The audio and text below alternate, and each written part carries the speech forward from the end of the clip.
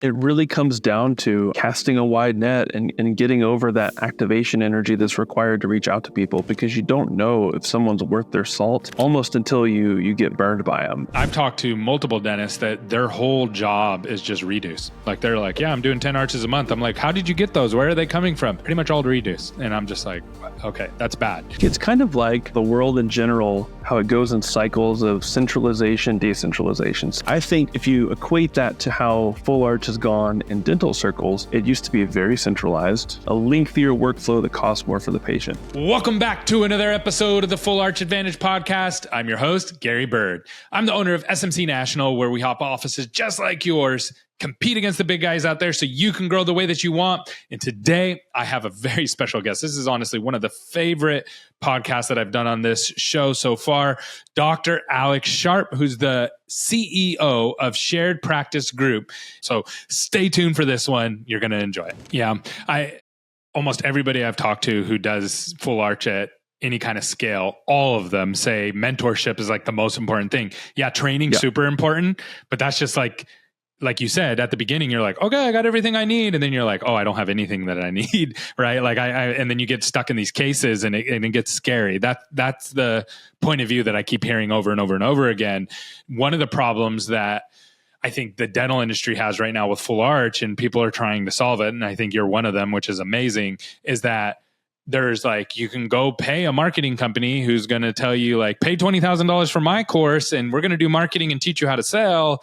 Or there's the clinical guys that are like, I've talked to them. There's clinical people out there that I'm like, how many arches are you doing a month? They're like, oh, we're doing like 3. And it's like, which isn't bad. I'm like, okay, no knock. And they're teaching clinical and operational courses. And I'm like, where are you getting these arches? Oh, these are just referrals from other doctors. I'm like, you can't even begin to teach on the business side of it. You haven't experienced it yet, right? You're getting 1 to 2 arches a month, like, but they're doing it anyways, right? And there's a lot of people just doing it anyways.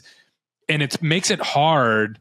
If I was a doctor, it would be very, very confusing to figure out like who the real players are and who are the people who are just like good at marketing, so to speak, or good at presentation. How do you, like, if you were talking to a dentist right now who's a GP and they're trying to navigate this, and we all know that dentists don't want to go up, put themselves out there, like, because they can get ripped to shreds in some of these Facebook groups. So it's like, how would you navigate outside of working with you? Like, you would be the first person that I would go talk to, but outside of that, how does somebody identify who are the real players, and who is it? The humbleness, or is there another way to maybe identify somebody who's actually going to be able to point me in the right direction? You've probably noticed this before, but this podcast is unsponsored. What that means is we don't get paid to do it, but we want to bring you the best information possible. So how do we make sure that this content stays on the air? We need you to like and subscribe. Wherever you're at, whatever you're listening on, just give us a thumbs up or subscribe. And that helps us out so much. I know that you probably haven't done it, so I'm just going to sit here and wait until you do. 95% of our listeners have not subscribed to our podcast. So go ahead and do it now. Don't make this awkward. All right, good. Back to the show. It really comes down to, I think, casting a wide net and getting over that activation energy that's required to reach out to people, because you don't know if someone's worth their salt almost until you get burned by them. And so you can ask around, you can ask for referrals. If you're looking for a coaching relationship, I'm sure that any coach that's willing to take you on would be happy to send references. Yeah. But no, I mean, I just think people that do what you're doing, people that do what I do, people that put themselves out there and teach via podcasts, like, for example, Steve Vorholt, who is our senior VP of clinical affairs here at SPG. He's a longtime veteran of implant pathway. He's taught countless dentists how to do this stuff. And now he has his own podcast, the Full Arch Podcast, which is all clinical. So for people that are looking to learn the latest and the greatest of how clinical workflows can be developed, go over there. If you're a clinical nerd, you will be like a pig in slop. It is amazing. So check that out. Like, that type of person that freely puts out content, to me, signals, hey, I want to help people improve, whether they work with us or they don't. We just want the net positive impact that we're all trying to achieve. Again, at SPG, it's maximize your impact. And for him, that's being able to take his hard-won clinical lessons, package those up into a podcast format, and send that to people that may want to in the future work with us, or people that are 20, 25 years into practice that are just looking to pick up a few tips and tricks to do full arch. Because at the end of the day, everybody wins when people can execute these surgeries effectively. Yeah. Whenever people have trouble or whenever dentistry gets done in a way that is not good for the patient, that somebody else has to clean up, it just bad creates, for everybody. Yeah, it's a net negative. And people are having to dance around the issues when they're seeing somebody else's patients. And so the goal needs to be abundance, increase the overall quality of care people receive. And so look for people that are giving willingly on message boards or on Facebook groups or via podcast. Those are the types of people that you want to link up with and ask for support. So where do you, on that subject, because I've talked to multiple dentists that their whole job is just redos. Like they're like, yeah, I'm doing 10 arches a month. I'm like, how did you get those? Where are they coming from? Pretty much all redos. And I'm just like, okay, that's bad.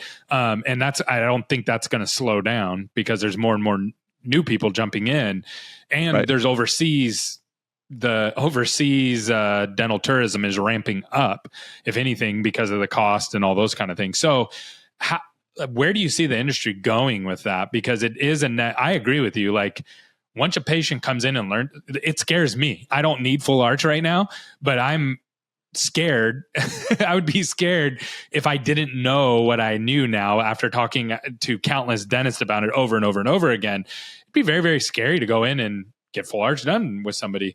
So where do you kind of see the industry going over the next 5 to 10 years? Because it kind of went specialized only. You had to be like a complete nerd, geeked out on this thing, and you were like the only person doing it in your area, to now we're like, everybody wants to add full, like I work with hundreds of GP offices, and it seems they all want to add full arch, right? Like, so what's the future? Is it going to go more specialized, or is it going to go more generalized? Where do you think the market's going? It's kind of like the world in general, how it goes in cycles of centralization, decentralization, centralization, decentralization. And I think if you equate that to how full arch has gone in dental circles, it used to be very centralized, where it's only certain types of specialties that do this type of procedure, that hold the keys to the kingdom, that a lot of times can be cost prohibitive for patients. Then GP dentists have to send out for the specialists, and then it's just a lengthier workflow that costs more for the patient. And then to your point, it's become more decentralized because dentists want to learn how to do this themselves. And maybe the happy medium that we'll arrive at is people that train the right way to do this type of procedure and that are able to keep it in-house and do it with a high degree of effectiveness and serve the patient well and render a good result.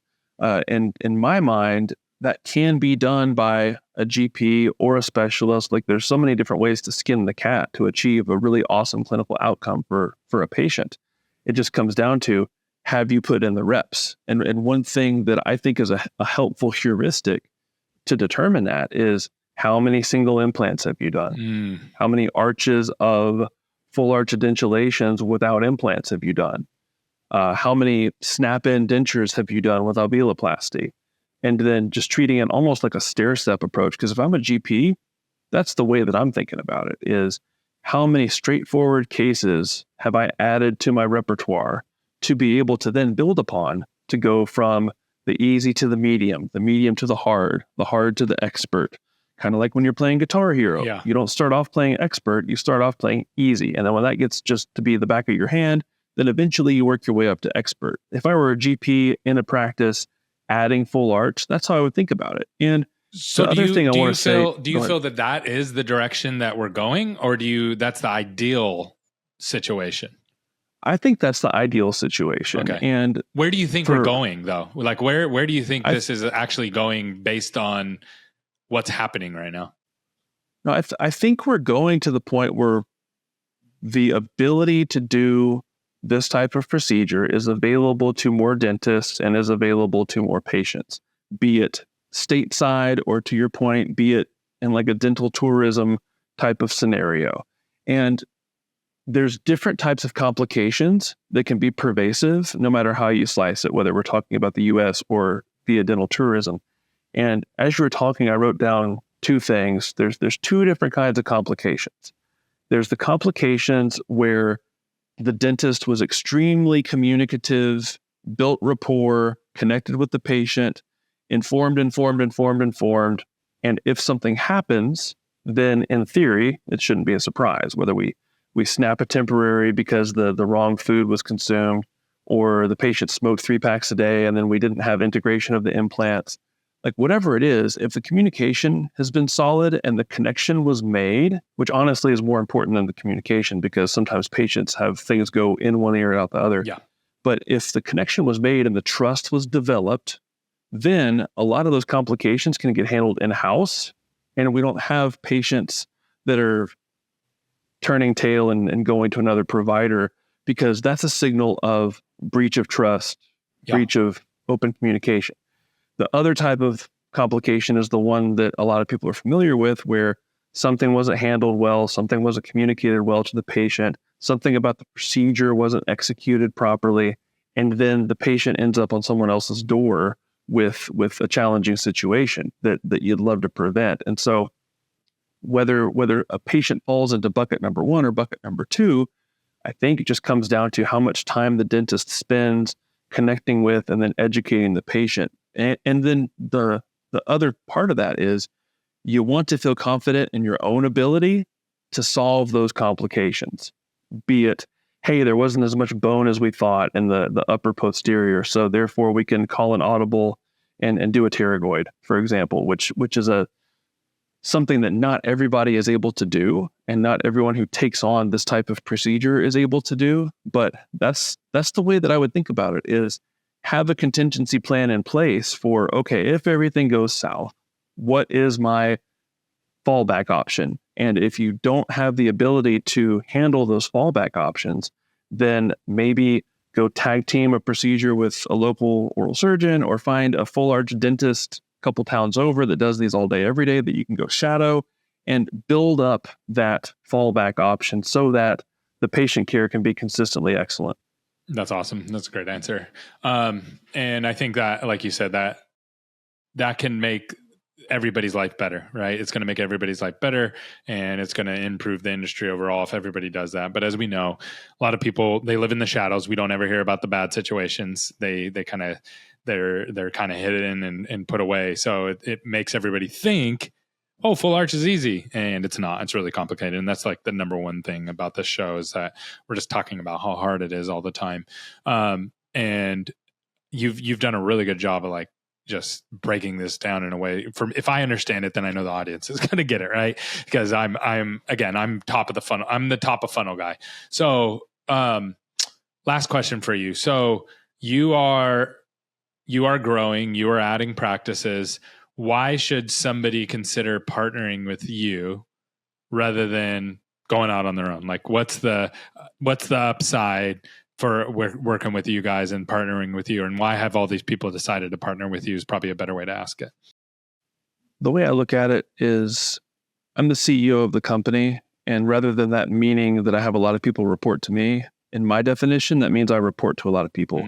Our doctor's our customer, pure and simple. And I have to think of it that way, as having that many bosses every day, meaning the value creation has to be asymmetric in favor of the dentists to want to affiliate with a company like SPG.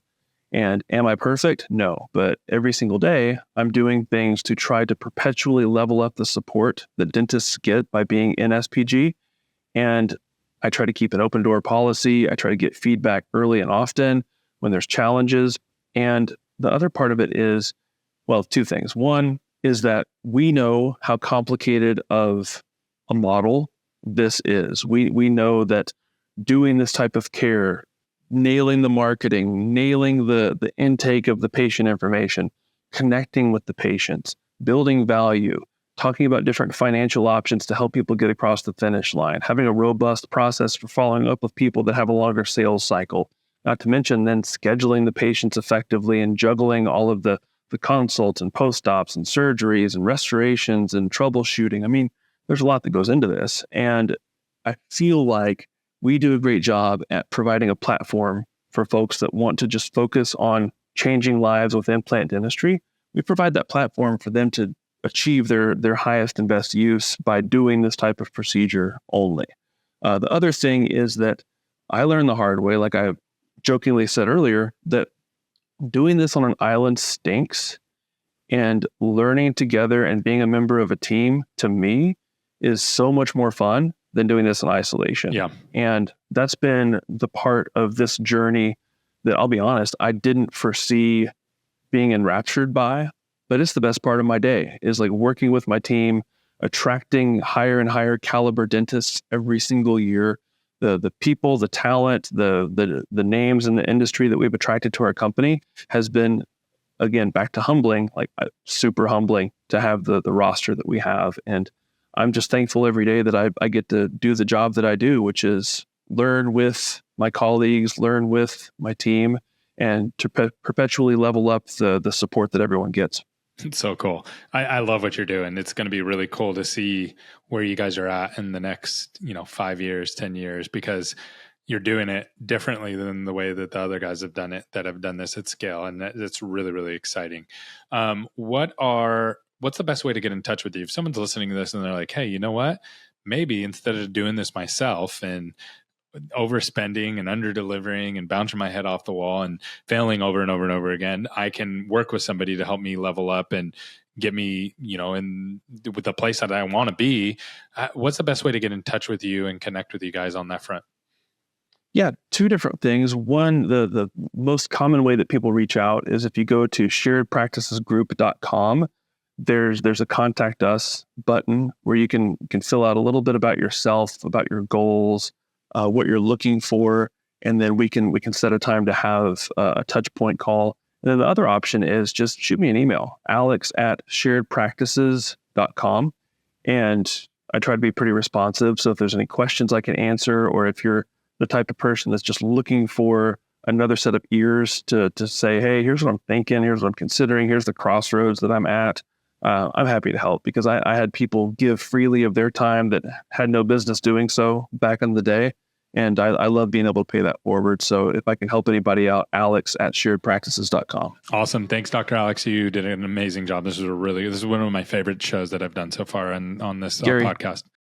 Hey, thank you for having me. Thank you for the opportunity. And I love what you're doing. And please keep serving people the way that you are, because a rising tide lifts all ships, and your show is evidence of that. Thank you.